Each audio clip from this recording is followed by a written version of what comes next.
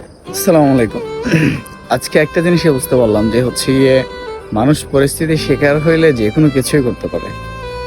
আমাকে দিয়ে আমি বুঝতে পারলাম সেটা হচ্ছে যে আমি নরমালি হচ্ছে ৯টা-১০টার আগে মানে ঘুম থেকে উঠতেই পারি না। মানে কোনোভাবেই না, যত কিছুই হয়ে যাক না কেন। এবার এটা আপনারা যে কোনো কিছু ভাবতে পারেন, আমাকে সমস্যা নাই। কয়েক বছর যাবত এরকম ঘুমাইতে একটা অভ্যাস হয়ে গেছে।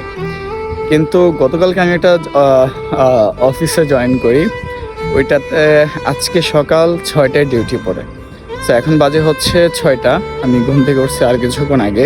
এই যে রেডি হয়ে পড়ছি, এখন বের হয়ে পড়বো।